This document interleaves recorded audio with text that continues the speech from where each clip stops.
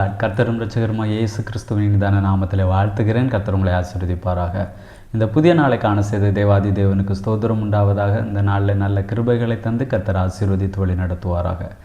ஏசாயா தீர்க்க தரிசன புஸ்தகம் 32வது அதிகாரம் 15வது வசனம். உன்னதத்திலிருந்து நம்மேல் ஆவி ஊற்றப்படும் மட்டும் அப்படியே இருக்கும். அப்பொழுது வனாந்தரம் செழிப்பான வயல்வெளியாகும், செழிப்பான வயல்வெளி காடாக எண்ணப்படும். கர்த்தருடைய பரிசுத்த நாமத்திற்கு மகிமை உண்டாவதாக. இங்கே சொல்லப்பட்டிருக்கிறது, உன்னதத்திலிருந்து நம்மேல் ஆவி ஊற்றப்படும் மட்டும் அப்படியே இருக்கும் என்று. நம்மேல் ஆவியானவர் அசைவாடுகிறது வரைக்கும், ஆவியானவர் ஊற்றப்படுகிறது வரைக்கும் அது அப்படியே இருக்கும், எந்த மாற்றமும் உண்டாகாது. ஆனால் அடுத்ததாக சொல்லப்பட்டிருக்கிறது, அப்பொழுது வனாந்திரம்.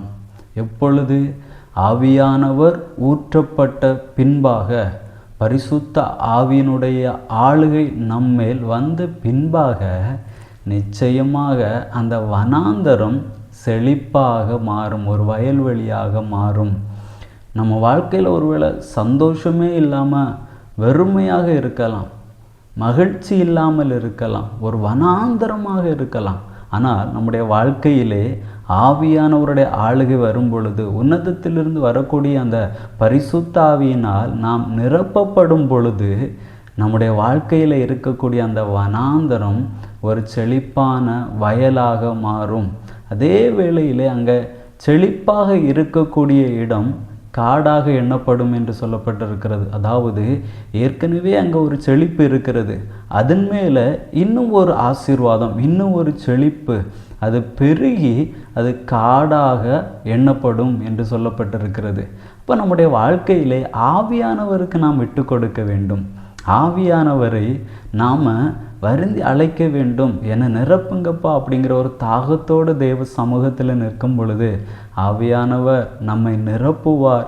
அப்போ நம்முடைய வாழ்க்கையிலே இருக்கக்கூடிய அந்த வெறுமை, அதாவது சமாதானமின்மை மாறி சமாதானம் உண்டாகும், சந்தோஷமின்மை மாறி சந்தோஷம் உண்டாகும். இப்படி வனாந்தரமான காரியங்கள் எல்லாம் மாறி நிச்சயமாக நம்முடைய வாழ்க்கையிலே ஒரு செழிப்பு உண்டாகும். அதே போல் ஏற்கனவே நம்முடைய வாழ்க்கையில் ஆசீர்வாதங்கள் இருக்கலாம். அப்படி அந்த ஆசீர்வாதங்கள், இருக்கக்கூடிய ஆசீர்வாதங்கள் இன்னும் பெருகும். ஆகவே நாம் ஆவியானவருக்கு விட்டு கொடுப்போம், ஆவியானவருடைய அந்த ஆளுகைக்குள்ளாக இருப்போம், ஆவியானவரால் அனுதினமும் நிரப்பப்படுவோம். கர்த்தர் நம்மை ஆசீர்வதிப்பார். ஜெபிக்கலாமா? நல்ல தகப்பனே, உம்மை நன்றியோடு உம்மை துதிக்கிறோம், உம்மை ஸ்தோத்தரிக்கிறோம் அப்பா. உன்னதத்திலிருந்து வரக்கூடிய அந்த ஆவியினால் நிரப்பப்படும் பொழுது அந்த வனாந்தரம் செழிப்பாக மாறும் என்று வாசிக்கிறோம். அனுதினம் நாங்கள் ஆவியானவரால் நிரப்பப்பட எங்களுடைய வாழ்க்கையில் இருக்கக்கூடிய எல்லா வனாந்தரங்களும் மாற கர்த்தர்களுக்கு அனுகிரகம் செய்யும். இயேசுவின் நாமத்தில் பிதாவே, ஆமேன். God bless you.